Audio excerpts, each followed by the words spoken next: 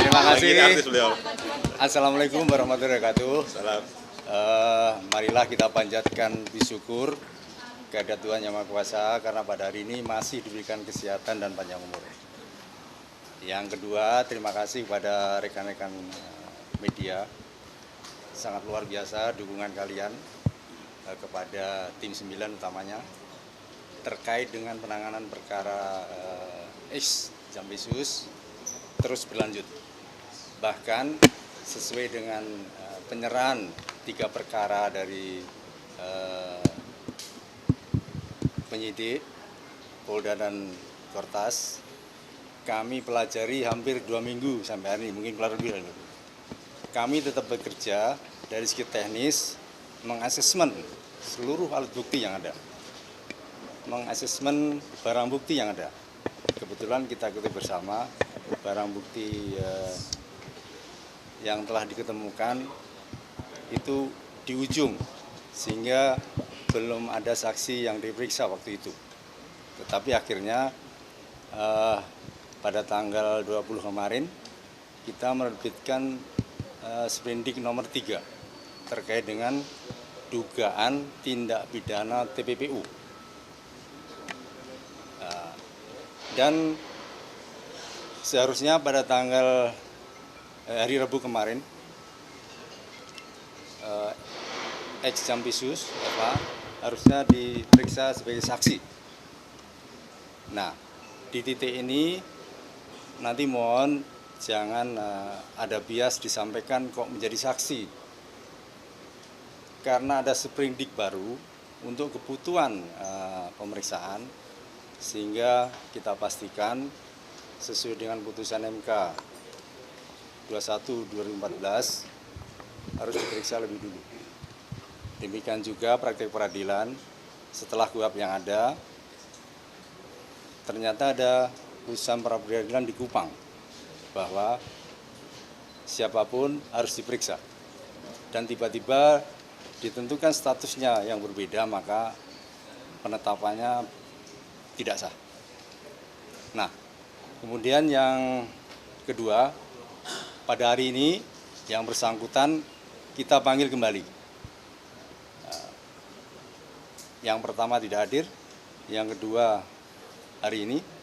Dan jika memang tidak hadir sesuai pasal 28 KUHP, penyidik dengan bantuan pejabat yang berwenang bisa menghadirkan dengan upaya paksa. Jadi sampai progres hari ini penanganan perkara mantan Jampisus tetap berlanjut. Kenapa terbit sprindik baru? Itu untuk memastikan barang-barang bukti yang telah digeledah ditemukan oleh teman-teman Kortas dan Polda akan menjadi pertimbangan tersendiri, sehingga terbitlah sprindik TPPU. Nah, ini penting. Yang ketiga, mohon maaf ini sebelumnya, banyak pakar yang menyampaikan bahwa pelimpahan itu tidak ada dasar hukumnya. Bahwa Kejaksaan Agung selaku penyidik pernah menerima penyerahan kasus Asabri. Pernah dengar kan? Nah, kebetulan yang menerima pada saat itu saya sendiri selaku koordinator di Pisus. Kalau nggak salah waktu itu ditangani oleh Asabri oleh pihak Polda Metro. Untuk kecepatan maka kita terimalah itu. Yang keempat, penting perlu dicermati bahwa penyerahan dugaan kasus Jampisus diserahkan oleh penyidik justru akan memberikan kepastian hukum, karena menurut undang-undang penyerahan penyidik dari Polri diserahkan ke penyidik pada Jampisus. Jadi sama-sama penyidik. Sehingga kebetulan penyidik pada Kejaksaan juga merangkap sebagai lembaga peratut. Jika diserahkan ke lembaga peratut di Kejaksaan, yang kebetulan juga penyidik, mudah-mudahan ke depan tidak bolak-balik. Karena menurut Undang-Undang 319, korupsi adalah perkara yang harus didahulukan. Nah, alasan hukum seperti itulah sehingga penanganan perkara oleh penyidik pada Jampisus sangat argumentatif dan secara hukum bisa diterima. Yang pertama karena pernah kita menangani Asabri penyerahan dari Polda Metro. Nah, yang menjadi penting adalah di Gakumdu yang baru kita harus tetap sinergi dengan penyidik, apalagi dalam penanganan kasus ini. Nah, nanti progres selanjutnya akan kita sampaikan. Pas sprindik TPPU yang baru, Bapak, kalau salah satu alasan dikeluarkannya sprindik baru itu untuk menyelidiki emas sama uang yang ada di Sentul ya. Apakah sudah ada indikasi dua temuan itu ada perkara lain di luar dari 3 perkara yang dilimpahkan kemarin? Kalau bicara ada perkara lain mungkin dugaan-dugaan. Nah, oleh karenanya penting sprindik TPPU itu jika nanti di kemudian hari akan ditemukan barang-barang yang lain. emang itu sprindik TPPU untuk mengusut siapa Pak? Pak ex Jampitsus atau seperti apa? Detail perkara? Ya, seperti pertanyaan kalian itulah. Pak, dari 4 sprindik Yeah. berarti Pak F ini tersangkanya di yang sprindik Asabri ya? Nah, ini kembali ke 3 perkara yang dilimpahkan oleh teman kita dari Kortas dan Polda. Nah, kami menyadari pada saat itu ruang untuk melakukan serangkaian penyidikan kan tidak begitu luasa, akhirnya diserahkan kita.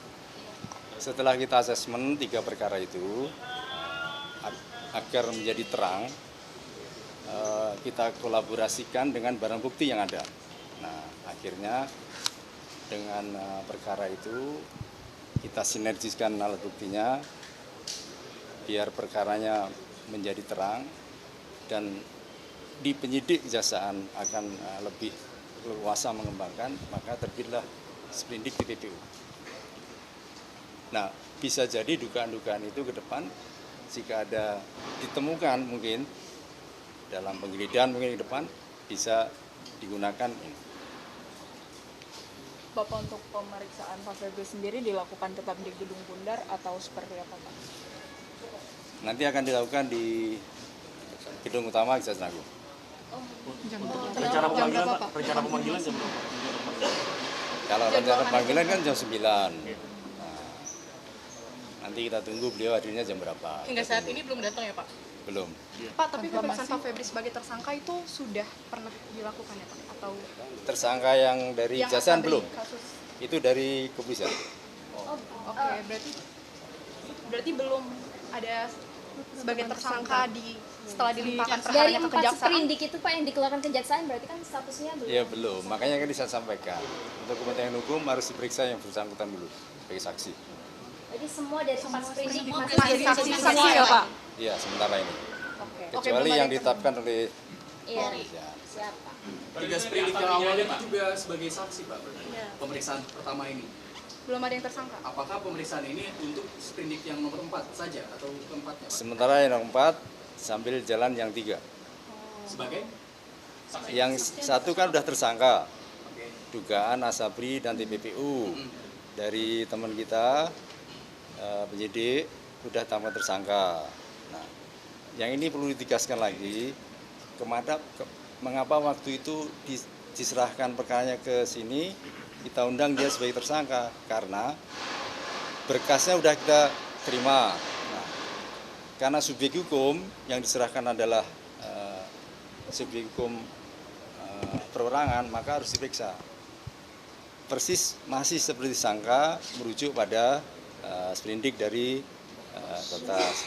Kenapa diperiksa? Kita pastikan betul enggak yang bersangkutan ini perkara yang pernah ditangani, untuk memastikan bahwa dia pernah diserahkan oleh tim penyidik. Nah, setelah itu kita pelajari, asesmen alat buktinya.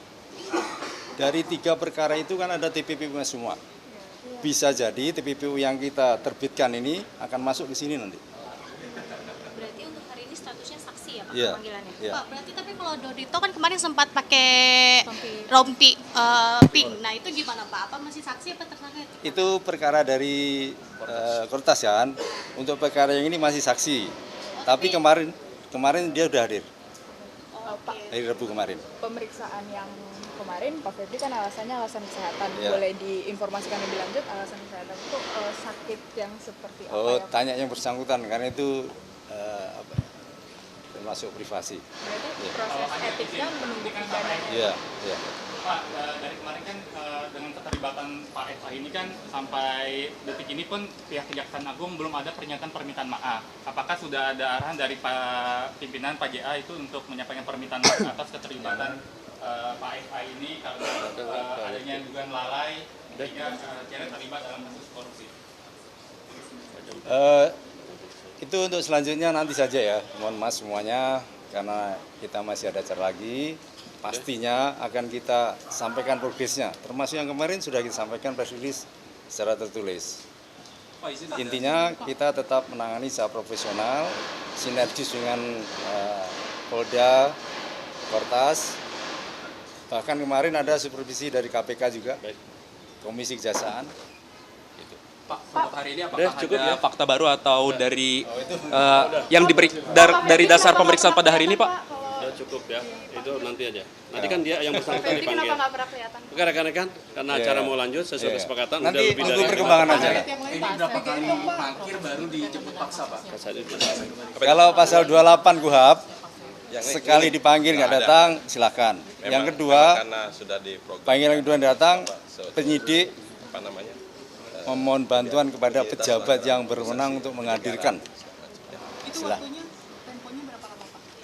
Apa? Tempo waktunya? Dari mangkir yang kedua. Mangkir yang kedua. Sesuai ketentuan ya, kita memang kan melihat kondisi ya. Tapi pastinya di pasal 28 KUHP, panggilan kedua tidak datang, penyidik bisa mohon bantuan untuk menghadirkan. Ya. Baik, udah ya. Terima kasih ya. terima kasih ya, terima kasih. Jelajahi cara baru mendapatkan informasi. Download Metro TV Extend sekarang.